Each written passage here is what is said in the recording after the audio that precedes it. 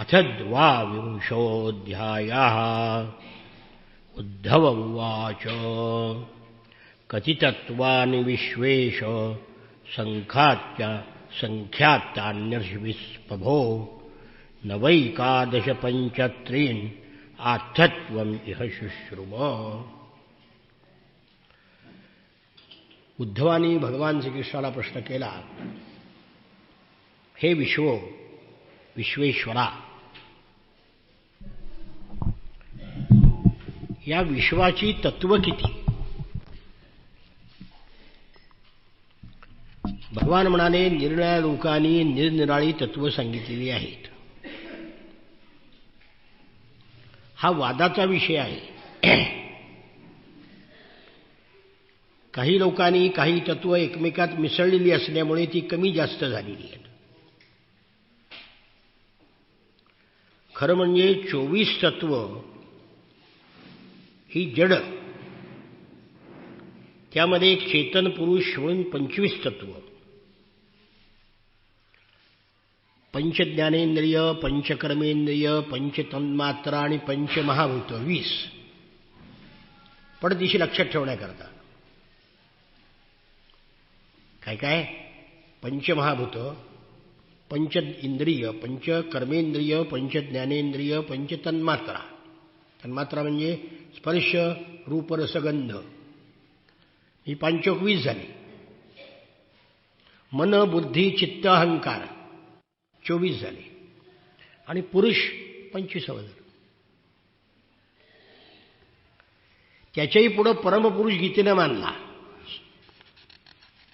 कुठे? 15व्या अध्यायामध्ये. द्वाविमौ पुरुषौ लोके क्षरश्चाक्षर एव च. गीतेनं एक जादा मानला, त्याला परमपुरुष म्हटलं. तेव्हा कोणी 24 म्हणतात, कोणी 25 म्हणतात, कोणी 26 म्हणतात. या सगळ्या विवेचनामध्ये हा सगळा विषय द्वितीय आणि तृतीय स्कंदामध्ये येऊन गेलेला आहे. कळलं का? काही जण 17 सांगतात. पंचमहाभूत, पंचतन्मात्रा, पंचज्ञानेंद्रिय 15, मन आणि आत्मा एवढंच सांगतात. भगवान म्हणाले, यामध्ये विद्वानामध्ये मतभेद आहेत, पण वेदांतामध्ये 26 तत्व निश्चित सांगितलेली आहेत. 25 ही तत्व आणि 26वा ईश्वर. भगवंता आपल्या कृपेने जीवांना ज्ञान होते. आपल्याच अविद्याशक्तीनं ज्ञानाचाही नाश होतो. या आपल्या मायेचं स्वरूप आपणच जाणता, दुसरं कोणीही जाणत नाही. भगवान म्हणाले, प्रकृती आणि पुरुष म्हणजे शरीर आणि आत्मा, या दोघांमध्ये फरक आहे. माया त्रिगुणात्मक आहे, सत्व रजतम. प्रकृतीपासून महत्तत्व आणि महत्तत्वापासून सृष्टी निर्माण होते. उद्धव म्हणाला, आपल्याला विन्मुख असलेले जीव स्वतः केलेल्या कर्मामुळे उच्चनीच योनीमध्ये जात येत राहतात. भगवान म्हणाले, त्याचं कारण मन आहे. मग मनाचं व्याख्यान 36व्या श्लोकापासून केलेलं आहे. मनुष्याचं मन हे कर्मसंस्काराचा समूह आहे. मन नेहमी विषयाचं चिंतन करतं, विषयामध्ये तल्लीन होतं, आणि मनामुळे मनुष्य पुण्य किंवा पाप करतो. नंतर काल हे तत्व सांगितलं. कालाची गती सूक्ष्म आहे, ती कळतही नाही. रोज आपलं शरीर म्हातारं होतं हे आपल्याला कळतच नाही, कारण काळ त्यामध्ये आहे. अशा प्रकारे जीव आपल्या कर्मांनी जन्माला येतो. म्हणून उद्धवा, या नाठाळ इंद्रियांनी विषयाचा उपभोग घेऊ नकोस. महत्वाचं 56व्या श्लोकामध्ये महत्वाचा विषय. आत्म्याच्या अज्ञानामुळे भासणारा हा भेदभ्रम आहे असं समज. दुर्जनांनी धक्के मारून बाहेर हाकाललं, अपमान केला, निंदा केली, मारपीट केली, विचलित करण्याचा प्रयत्न केला. अशा तऱ्हेने कोणतेही संकट जरी आले तरी ज्याला कल्याण करून घेण्याची इच्छा आहे त्याने विवेकबुद्धीने त्या अडचणीपासून स्वतःचं रक्षण करावं. म्हणजे दुर्जनांनी कितीही छळलं तरी सुद्धा आपला मार्ग सोडू नये. उदाहरणार्थ तुकाराम महाराज किती मारलं, अंगावर उकळतं पाणी टाकलं, नाना प्रकारचं दुःख दिलं तरी बुद्धी चढली का त्यांची. उद्धव म्हणाला, भगवंता पण काय करावं, दुर्जनाची कृत्ये मला मुळीच सहन होत नाही. मग मी सहन करावं कसं. अहो थोडं कोणी बोललेलं सुद्धा सहन होत नाही. मग सहन कसं करायचं. सहन करण्याची शक्ती त्याला तितिक्षा म्हणतात. म्हणून मग भगवंतानी दुर्जनाच्या कटुवाणीच्या आघाताने मनाला सांभाळणारा एक भिक्षू होता, त्याची कथा सांगितली.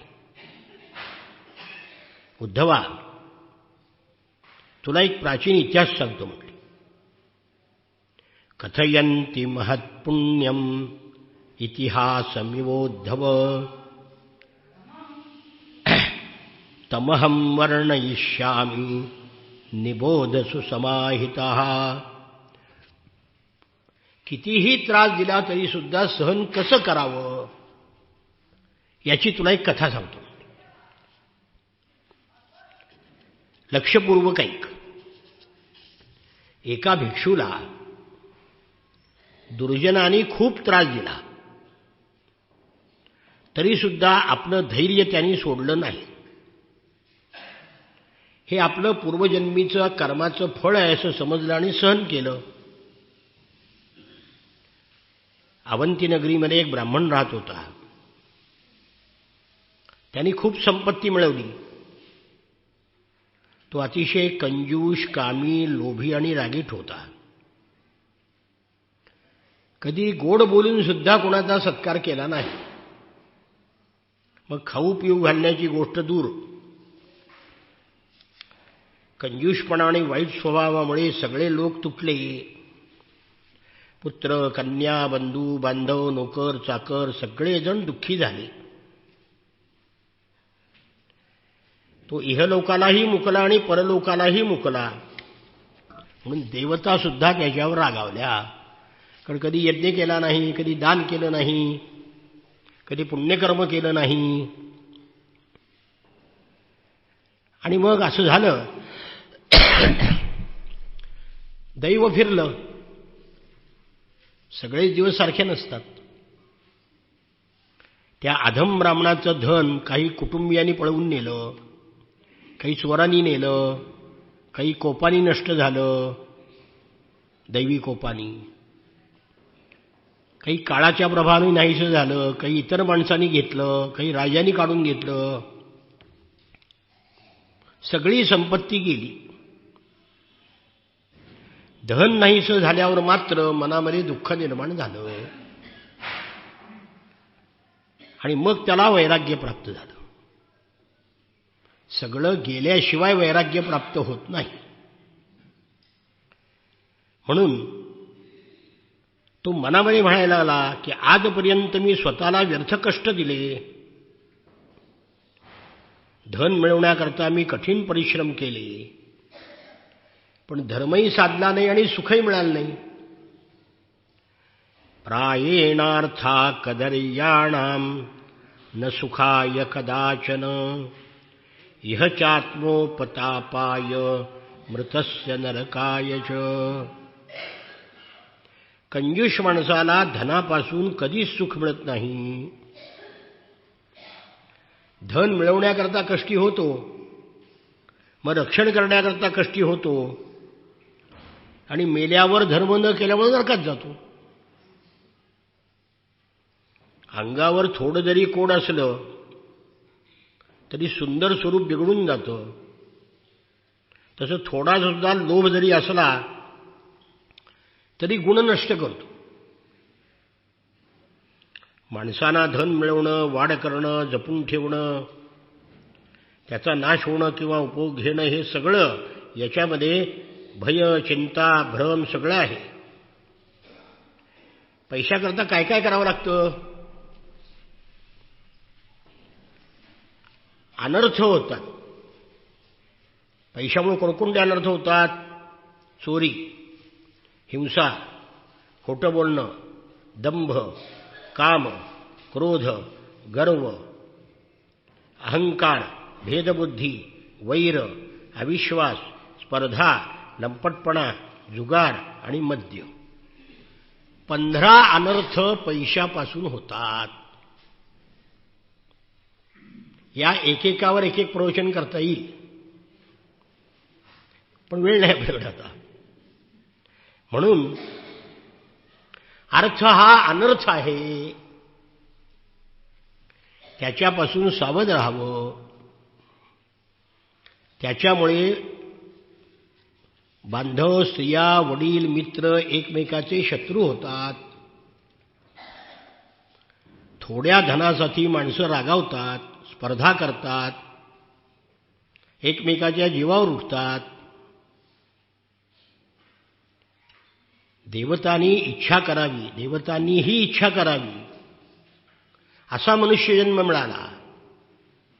त्यातही त्याला ब्राह्मणत्व मिळालं, पण त्याचा अनादर करून त्यांनी स्वार्थ स्वतःला तिलांजली देऊन अशुभगतीला लोक जातात. मनुष्य शरीर म्हणजे मोक्ष आणि स्वर्गाचं दार आहे. त्या मनुष्य जन्मामध्ये अर्थाच्या नादी लागू नये. जी माणसं धन मिळवतात आणि त्याचा उपभोग घेत नाहीत ते धनाचं रक्षण करणाऱ्या यक्षाप्रमाणे कंजूष अधोगतीला जातात.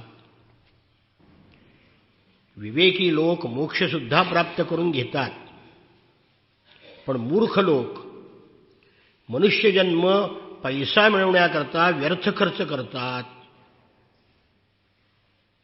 विद्वानसुद्धा धनाच्या व्यर्थ हव्यासाने दुःखी होतात, मोहित होतात.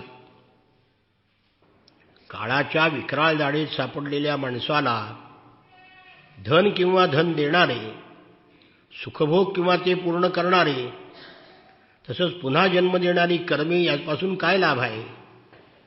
म्हणून वैराग्य संसारातून पार करणारी नाव आहे. म्हणून तो म्हणाला, सगळं धन गेल्यावर तो कंजूष माणूस म्हणाला, आता जे काही माझं आयुष्य शिल्लक असेल त्यात मी संतुष्ट राहून परमार्थाबद्दल सावध होईन. तपश्चर्येने माझं शरीर सुकवून टाकीन आणि ज्ञानाने लयाला नेईन आणि भगवद्धामाची खट्वांग राजाने जशी प्राप्ती करून घेतली तशी मी करून घेईन. भगवान म्हणतात, त्या कृपण ब्राह्मणाने अशा प्रकारे निश्चय केला. मी आणि माझेपणा सोडून दिला, शांत झाला, मौन धारण करून संन्याशी झाला. मन, इंद्रिय, प्राण वश केले, स्वच्छंदपणे वागू लागला. भिक्षेकरता फक्त गावात जात होता. त्याला पाहताच दुष्ट लोक म्हणाले, वा वा वा, करून करून भागला आणि देवपूजेला लागला. म्हणून त्याची पीडा देऊ लागली, त्याला टिंगल करू लागले. कोणी दंड हिसकावून घेतला, कोणी भिक्षापात्र फोडलं, कोणी कमंडलू फोडला, आसन, रुद्राक्षमाळा, लंगोटी, छाटी सुद्धा काढून घेतली. काही जण त्याला वस्तू द्यायची आणि हिसकावून घ्यायची.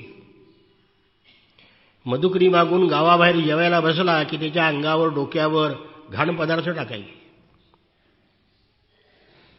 इतकं सगळं करून सुद्धा त्यांनी अजिबात तोंडातून ब्र शब्द काढला नाही, काही बोलला नाही.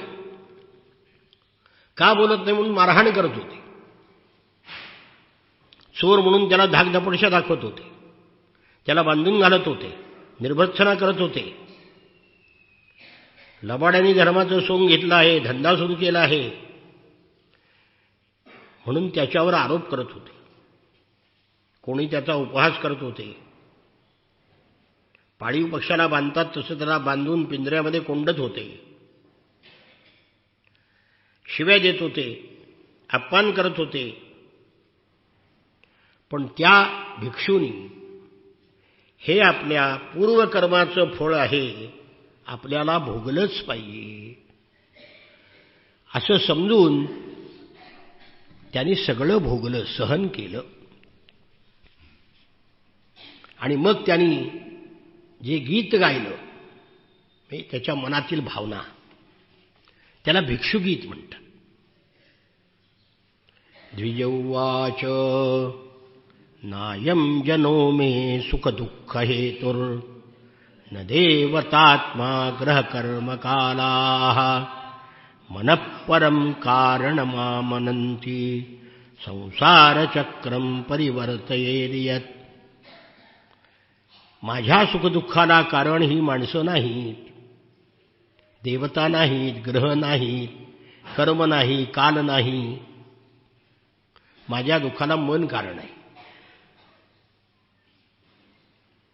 ते जीवाला संसार चक्रामध्ये फिरवत असतं. मन कामक्रोध वगैरे विकार निर्माण करतो. त्या विकारामुळे सात्विक राजस तामस कर्म होतात आणि कर्मामुळे माणसाला गती प्राप्त होतात. क्रियाशील मनाबरोबर राहूनही ज्ञानशक्ती प्रभाव आत्मा निष्क्रिय असून जीवाला साक्षी रूपाने पाहतो. मनुष्य मनामुळं कर्मामध्ये आसक्त होतो, सुखाचा उपभोग घेतो, संसारामध्ये बांधला जातो. म्हणून मनाचा निग्रह केला पाहिजे.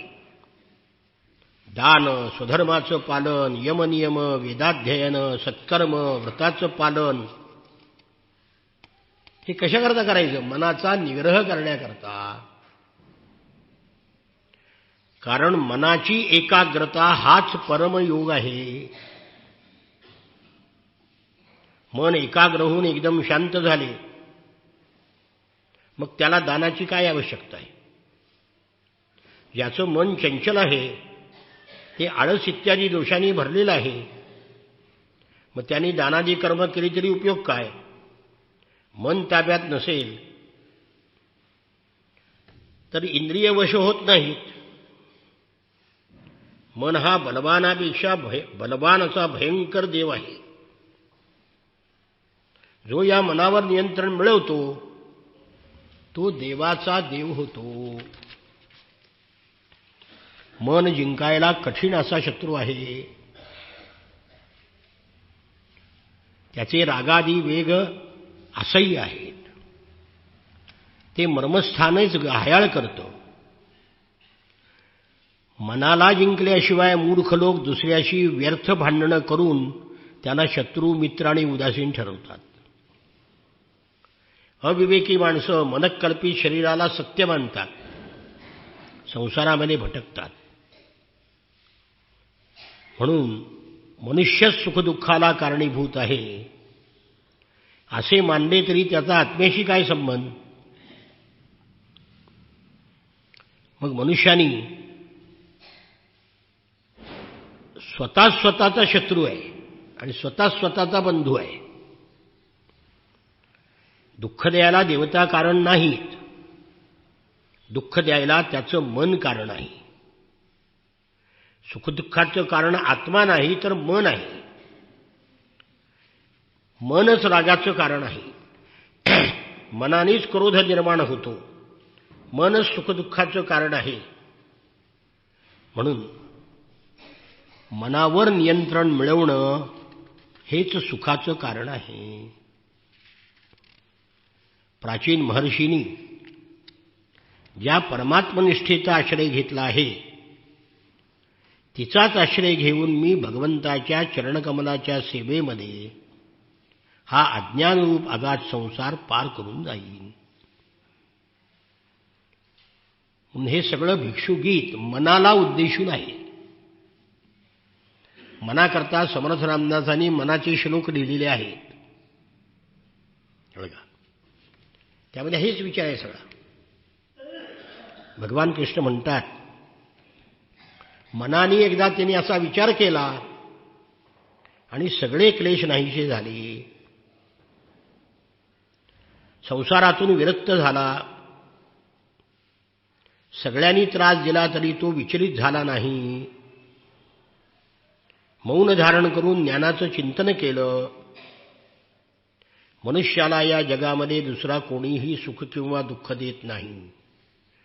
दुसरा दुःख देतो हे त्याच्या चित्ताचा भ्रम आहे.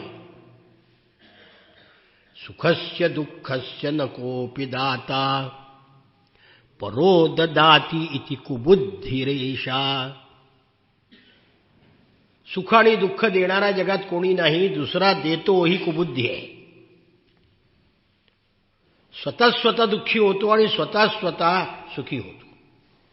चांगलं कर्म केलं सुखी होतो, वाईट कर्म केलं दुःखी होतो.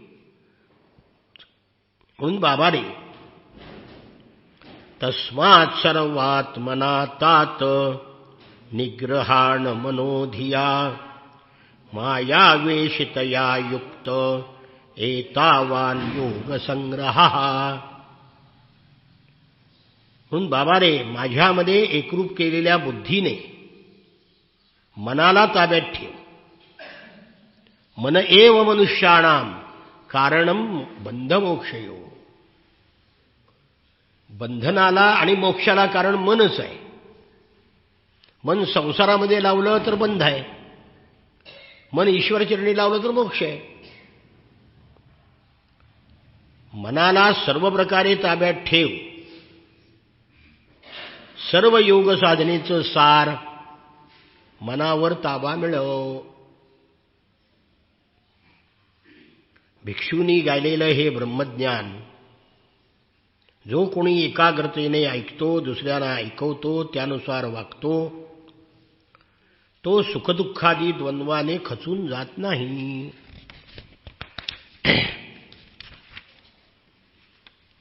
श्री भगवान उवाच अथ ते संप्रवक्ष्यामि सांख्यां पूर्वैर्विनिश्चितम् यद्विज्ञाय पुमान् सद्यो जह्याद्वैकल्पिकं भ्रमन्. भगवान म्हणाले, उद्धवा, प्राचीन काळच्या ऋषीनं ज्याचा निश्चय केला आहे ते सांख्यशास्त्र तुला मी सांगतो. ते जाणलं असताना भेदरूप भ्रम ताबडतोब दूर होतो. हे सांख्यशास्त्र पहिल्यांदा कोणी सांगितलं? कपिल महामुनी. गीतेचा दुसरा अध्याय सांख्ययोग आहे. पहिल्यांदा गीता मी वाचायला लागलो तेव्हा मला वाटायचं सांख्ययोग म्हणजे स्टॅटिस्टिक्स आहे काय कोणाला ठाऊक. पण सांख्य शब्दाचा अर्थ ज्ञान आणि दुसरं संख्या. विश्वाची 24 तत्व मोजून संख्येमध्ये सांगितली म्हणून त्याला सांख्ययोग म्हणतात. टिळकांच्या जेव्हा गीता रहस्याचा अभ्यास करायला लागलो तेव्हा हे शब्द कळायला लागले एक एक एक एक एक एक. गीता समजायला टिळकांचा गीता रहस्य हा ग्रंथ सगळ्यात उपयोगी आहे.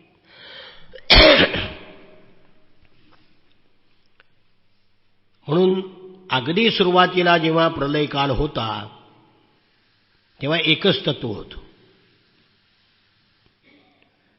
त्याला आत्मतत्व म्हणतात. कोणताही भेद नव्हता. ते सत्य ब्रह्म होतं. मन आणि वाणी यांना ते कळत नव्हतं. मग ते दोन भागामध्ये विभागलं गेलं, प्रकृती आणि पुरुष. एक बाजू त्याला प्रकृती म्हणतात, दुसरी बाजू जीवात्मा हे त्याला पुरुष म्हणतात. की दोघांमध्ये एकमेकात मिसळल्यानंतर महत्त्व निर्माण झालं. मग सत्व रजतम या तीन गुण निर्माण झाले. ते महत्त्व, त्यापासून अहंकार निर्माण झाला. त्यांनी जीवाला मोह केला. अहंकार तीन प्रकारचा झाला, सात्विक, राजस आणि तामस. त्याच्यातून पंचतन्मात्रा म्हणजे शब्द, स्पर्श, रूप, रसगंध, इंद्रिये, मन, अहंकाराची कार्य आहे. तामस अहंकारापासून पंचतन्मात्रा, त्यापासून पंचमहाभूत निर्माण झाली. राजस अहंकारापासून इंद्रिय निर्माण झाली. सात्विक अहंकारापासून इंद्रियाच्या अधिष्ठात्या देवता प्रगट झाल्या. आणि अशा तऱ्हेनं सगळी तत्व विराजमान झाली, निर्माण झाली. पण त्यामध्ये चैतन्य शक्ती कुठं आहे? ती झाल्याशिवाय जीव कसा निर्माण होणार? मग ब्रह्मदेवानी तपश्चर्या केली आणि मग भगवंताच्या कृपेनं त्यांनी हे सगळे लोक निर्माण केले.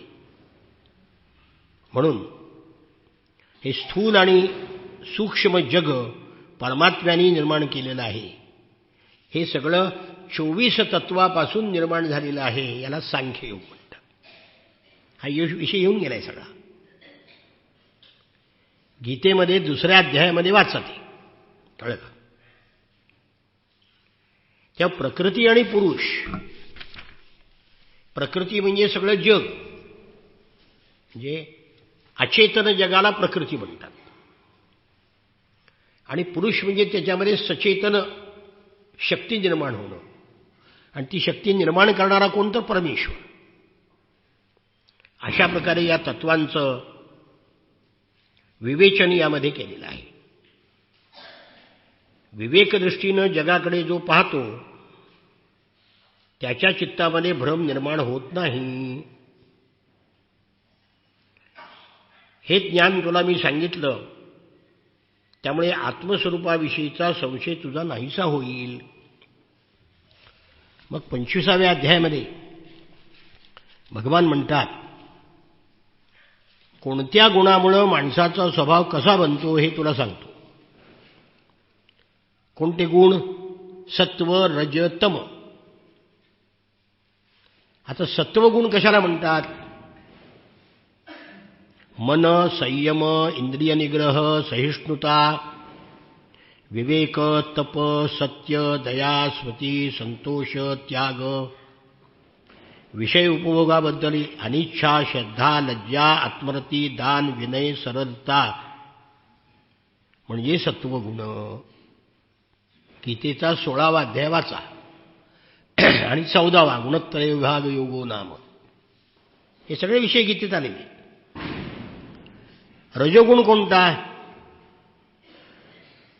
इच्छा, प्रयत्न, गर्व, लोभ, ताण, अपेक्षा, भेदबुद्धी, विषयभोग, युद्ध, गर्व, उत्साह, आपल्या यशावर प्रेम, हास्य, पराक्रम, हट्टाने उद्योग करणे म्हणजे रजोगुण.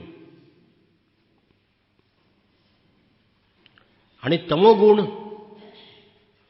थोडक्यात संतांचे गुण ते सत्वगुण. आपले संसारी लोकांचे गुण आहेत ते रजोगुण आणि दुष्टांचे आहेत ते तमोगुण. सोपा मार्ग एका वाक्यात. क्रोध, लोभ, मिथ्या भाषण, हिंसा, याचना, पाखंड, श्रम, भांडणं, शोक, मोह, विषाद, दीनता, निद्रा, आशा, भय आणि आळस या रजोगुण या तमोगुणाच्या वृत्ती आहेत.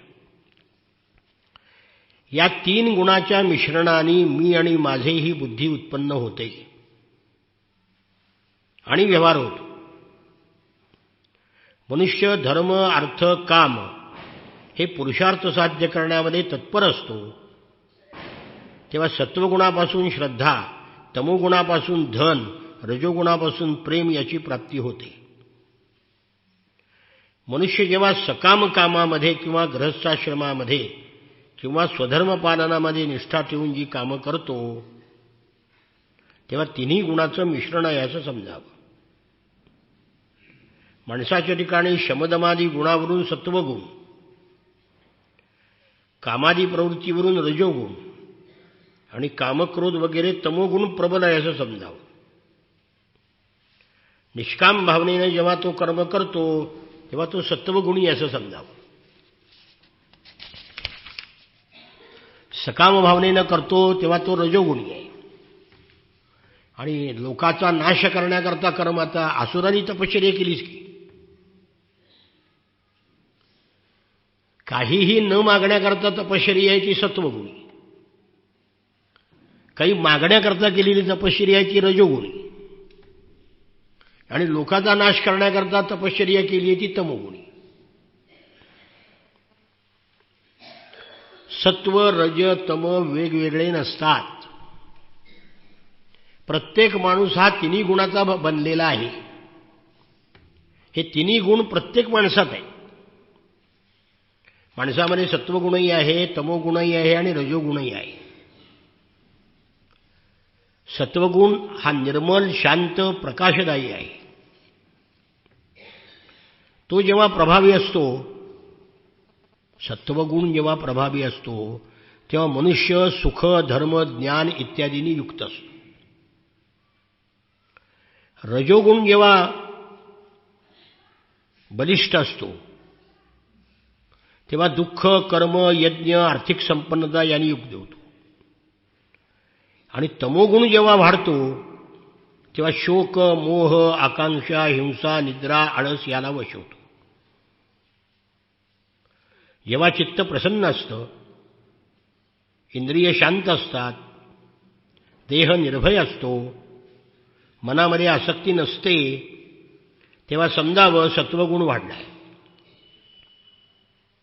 जेव्हा बुद्धी चंचल होते, इंद्रिय असंतुष्ट असतात, कर्मेंद्रिय अस्वस्थ असतात, मन भ्रांत होतं, तेव्हा रजोगुण वाढला असं समजावं.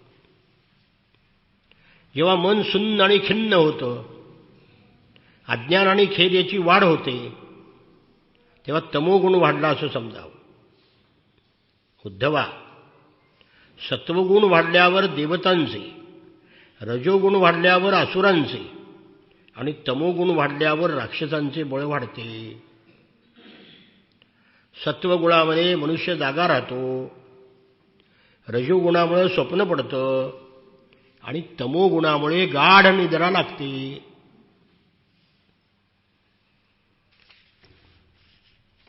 वेदाभ्यासामध्ये तत्पर असलेले ब्राह्मण सत्वगुणामुळे वरच्या लोकात जातात, तमोगुणामुळे ते वृक्ष वगैरे अधोगतीला जातात आणि रजोगुणामुळे मनुष्य शरीर प्राप्त होतं. सत्वगुण वाढल्यावर मृत्यू आला तर स्वर्गाची प्राप्ती होते. रजोगुण वाढल्यावर मृत्यू आला तर मनुष्यलोक मिळतो. तमोगुणाची वृद्धी झाल्यावर मृत्यू आला तर नरकाची प्राप्ती होते. आणि तीन गुणाच्या पलीकडे जो आहे त्याला भगवंताची प्राप्ती होते. जेव्हा आपल्या धर्मानुसार केलेलं कर्म भगवंताला अर्पण केलं जातं तेव्हा ते सात्विक होतं. जेव्हा फळाची अपेक्षा केली जाते तेव्हा ते राजस होतं. जेव्हा कर्म करण्यामध्ये एखाद्याला त्रास देणं हा भाव असतो तेव्हा तामस होतं. आत्म्याचं ज्ञान हे सात्विक ज्ञान आहे आणि आत्मा कर्ता भोगता आहे असं मानणं हे राजस ज्ञान आहे आणि शरीरालाच आत्मा मानणं हे तामस ज्ञान आहे.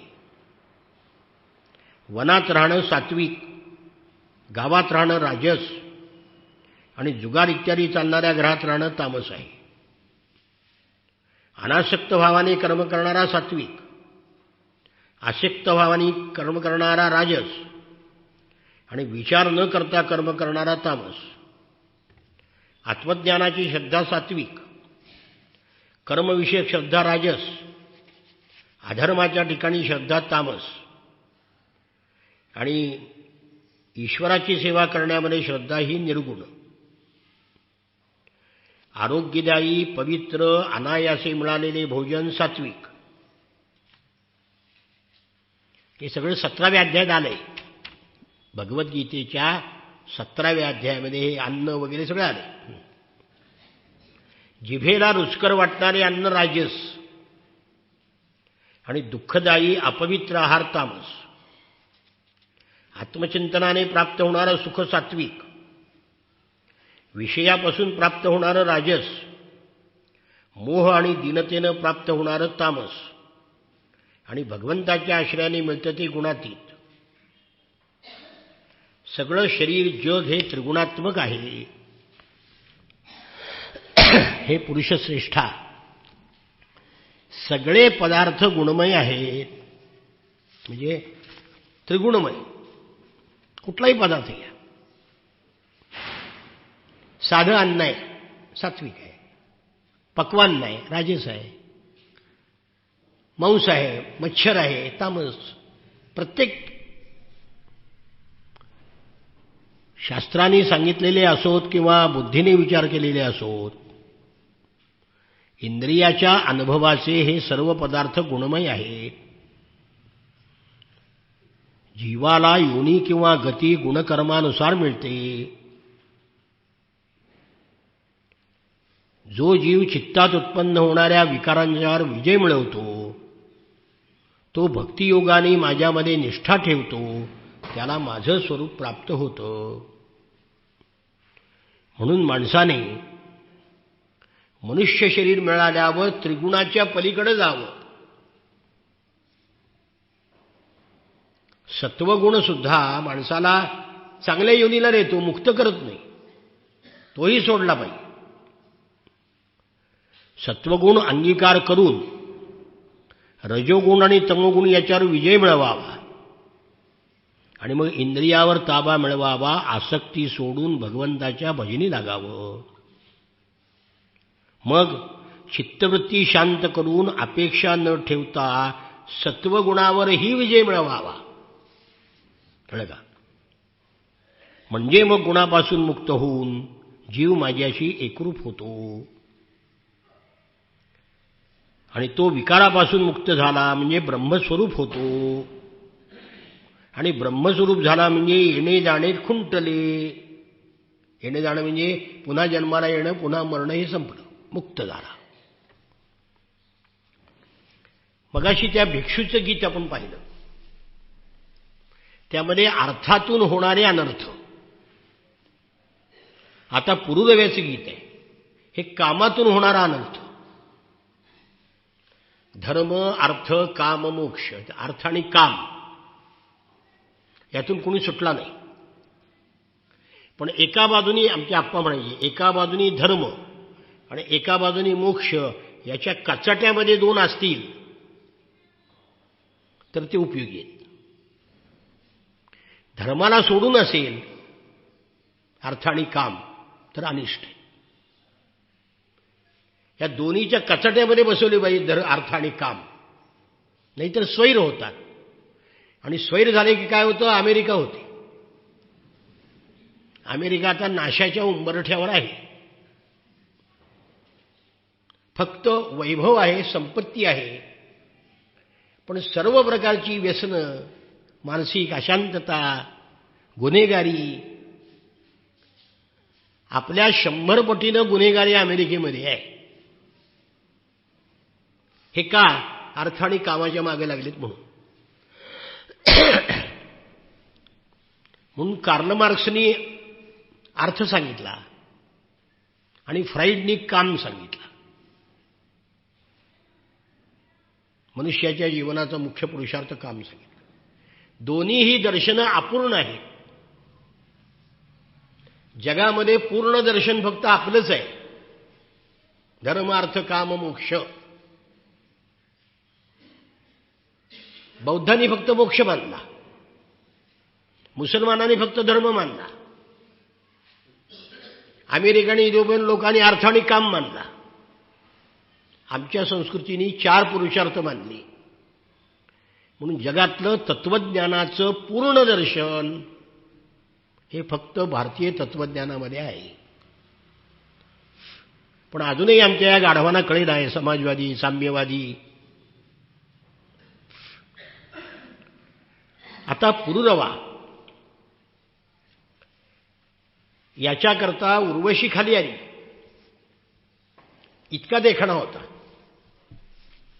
स्त्री सुंदर असती समजायचं कारण नाही, काही पुरुष सुद्धा सुंदर असतात, सगळे नाही पण काही. श्री भगवान उवाच मल्लक्षणमिमं कायं लब्ध्वा मध्यर्मास्थितः आनंदं परमात्मानं आत्मस्थं समुपैति माम. भगवान कृष्ण म्हणतात, माझ्या प्राप्तीचं साधन शरीर आहे, कारण त्या शरीराने भक्ती जो करतो तो परमात्म्याला प्राप्त होतो. आणि जो गुणांच्या पसाऱ्यामध्ये राहूनही बांधला जात नाही तोच मला प्राप्त करतो. जे लोक कामसेवन आणि उदरंभरण यांनी संतुष्ट असतात, अशा दुर्जनाची संगत कधीही धरू नये. त्यांचं अनुकरण करणाराची अधोगती होते. एक आंधळा दुसऱ्या आंधळ्याच्या साह्याने वाटचाल करू लागला तर दोघंही खड्ड्यात पडतात. तशी कामी लोकाची संगत धरू नये. परमयशस्वी सम्राट पुरुरवा प्रथम उर्वशीच्या विरहाने वेडापिसा झाला. नंतर शोक आवरल्यावर त्याला प्रबळ वैराग्य प्राप्त झालं. पुरुरव्याची कथा येऊन गेली नवमस्कंदामध्ये. आपल्याला सोडून निघून जाणाऱ्या उर्वशीच्या मागे राजा पुरुरवा नग्नावस्थेमध्ये वेड्यासारखा विव्हळ होऊन जात जात म्हणायला लागला, हे निष्ठुर हृदय प्रिये, थांब थांब. उर्वशीने त्याचं चित्त आकर्षून घेतलं होतं. क्षुद्र विषयाच्या सेवनामध्ये तो इतका बुडून गेला होता की उर्वशीच्या सहवासामध्ये कित्येक वर्षाच्या रात्री आल्या आणि गेल्या याचं त्याला ज्ञानही नव्हतं. आणि मग जेव्हा ज्याला पश्चात्ताप झाला तेव्हा त्यांनी जे गीत गायलं त्याला आईल गीत म्हणतात. मागे येऊन गेले, इलेचा मुलगा पुरुरवा म्हणून त्याला आईल म्हणतात. कळलं? आईल उवाच अहो मे मोह विस्तारः कामकश्मलचेतसः देव्या गृहीत कंठस्य नायुखंडा इमे स्मृताः. हो, त्यांना पश्चात्ताप झाला म्हणून मुक्त तरी झाले, आम्हाला होतच नाही. पश्चात म्हणजे नंतर केलेल्या पापाविषयी ताप होणं म्हणून पश्चात्ताप. ताप झाल्यावर ती पुन्हा करता कामा नाही. पण काही नाही, ताप गेला की पुन्हा सुरू. अरे रे रे रे, पुरुरवा म्हणाला, माझा किती मूर्खपणा. कामवासनेनं चित्त कलुषित झालेल्या आणि उर्वशीने गळ्याला मिठी मारलेल्या माझ्या आयुष्याची किती वर्ष फुकट गेली कळलंच नाही. हिच्या सहवासामध्ये सूर्य मावळला की उगवला हे मला समजत नव्हते. अरे रे रे, कित्येक वर्षाचे दिवसच्या दिवस निघून गेले, हिनं मला पुरतं लुटलं. माझा मोह इतका वाढला की चक्रवर्ती महासम्राट मी असून हिच्या हातातलं खेळणं झालो. प्रजेवर सत्ता चालवणाऱ्या मला आणि माझ्या राजसिंहासनाला गवताच्या काडीप्रमाणे सोडून देऊन उर्वशी निघून चालली असता मी वेडा होऊन उघडा नागडा रडत कडत तिच्या मागे निघालो.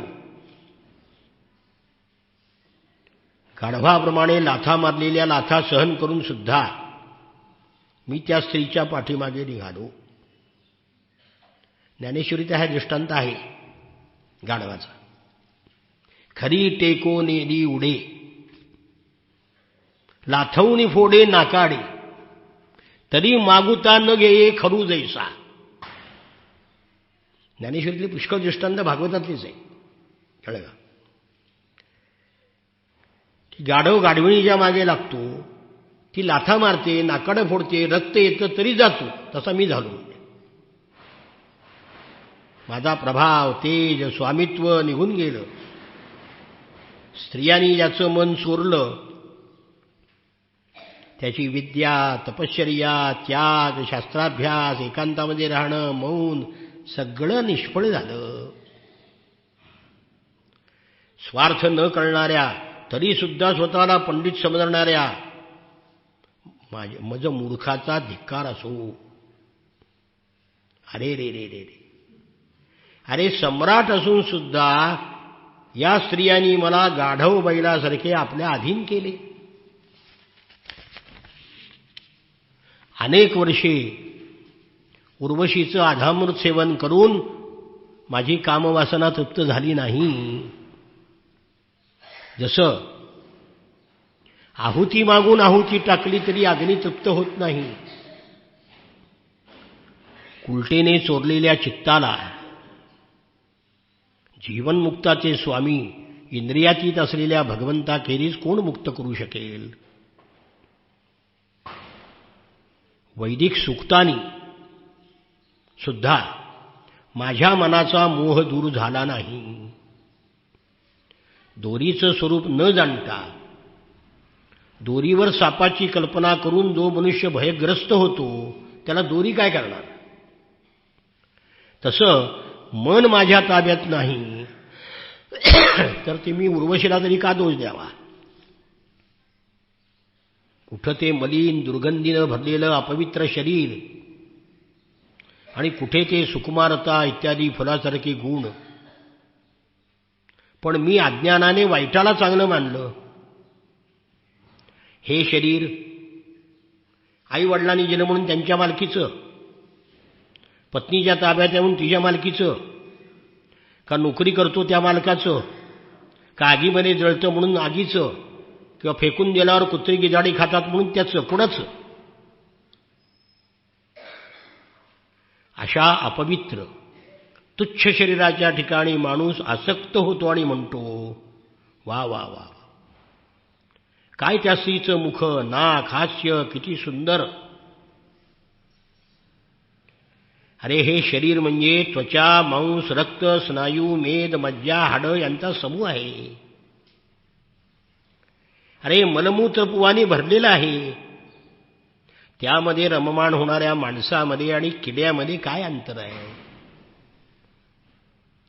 म्हणून ज्यांनी आपल्याला आपलं कल्याण करून घ्यायचं आहे त्या विवेकी मनुष्याने स्त्रिया आणि स्त्री लंपट यांची संगती करू नये. कारण त्यांच्या संयोगाने मनामध्ये विकार उत्पन्न होतात. जी वस्तू कधी पाहिली नाही, ऐकली नाही, तिच्याबद्दल विकार निर्माण होत नाही. जे विषयाबरोबर इंद्रियाचा संयोगच होऊ देत नाही असं मन निश्चल होऊन शांत होतं. म्हणून स्त्रिया किंवा स्त्री लंपट यांच्याशी संबंध येऊ देऊ नये. हो, माझी गोष्ट कशाला, मोठमोठ्या विद्वानांच्या बाबतीमध्ये सुद्धा त्याची इंद्रिय आणि मन विश्वास ठेवण्यासारखी नसतात. भगवान श्रीकृष्ण म्हणतात, पूर्व्याच्या मनामध्ये असे उद्गार जेव्हा उमटू लागले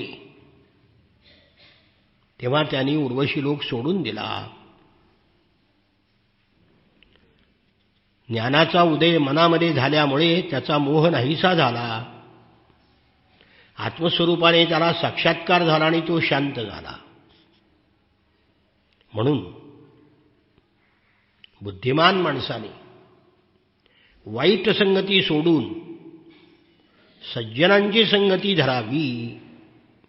संत पुरुष सदुपदेश करून मनातील आसक्ती नष्ट करतात. कारण संतांना कशाची अपेक्षा नसते. त्यांचं मन माझ्या ठिकाणी जडलेलं असतं. ते अत्यंत शांत आणि समदर्शी असतात. त्यांच्या ठिकाणी मी माझेपणा नसतो. सुखदुःख ही द्वंद्व त्यांना बाधत नाहीत. ते कशाचाही संग्रह करीत नाहीत. म्हणून हे भाग्यवान उद्धवा, संतांच्या सभेमध्ये नेहमी माणसांचे हित करणाऱ्या माझ्या कथा चालतात. जे त्या ऐकतात त्यांचं पाप नाहीसं होतं. जे लोक आदराने श्रद्धेने माझ्या कथेचं श्रवण करतात, गायन कौतुक करतात, चिंतन करतात, त्यांना माझी भक्ती प्राप्त होते. मग सत्पुरुषाला भक्तीशिवाय दुसरं काय मिळवायचं आहे? अग्नीचा आश्रय केला की थंडी आणि अंधार दूर होतो. तसं संतांना शरण गेलं की जडता, संसारभय, अज्ञान नाहीसं होतं. पाण्यात बुडणाऱ्या माणसाला बळकट नौकेचाच आश्रय असतो, तसं घोर संसारामध्ये गटांगळ्या खाणाऱ्या पुरुषाला संत ही नाव आहे. जसे अन्नच प्राण्याचे प्राण आहे, दीनाचा रक्षण करणारा मी आहे, माणसाचे परलोकामध्ये धर्म हेच धन आहे, त्याप्रमाणे संसारामुळे भयभीत झाल्याकरता संतजन रक्षण करते आहेत. संत हे प्रियतम आत्मा आहेत. संत हे हित इच्छिणारे आहेत. संत भगवंताला पाहण्याची दृष्टी देतात. किंबहुना उद्धवा, संत म्हणजे मीच आहे. संत हेच देव, देवतेची संत. अशा रीतीने आत्मसाक्षात्कार झाल्यावर उर्वशी लोकाचं त्याचं आकर्षण नाहीच झालं. सगळ्या त्याच्या आसक्ती नष्ट झाल्या आणि आत्म्यामध्ये रममाण होऊन तो पृथ्वीवर वावरू लागला. हे ऐल गीत. कामानी होणारा अनर्थ यात वर्णन केलंय आणि भिक्षुगीतामध्ये अर्थाने होणारा अनर्थ निर्माण वर्णन केलेला आहे.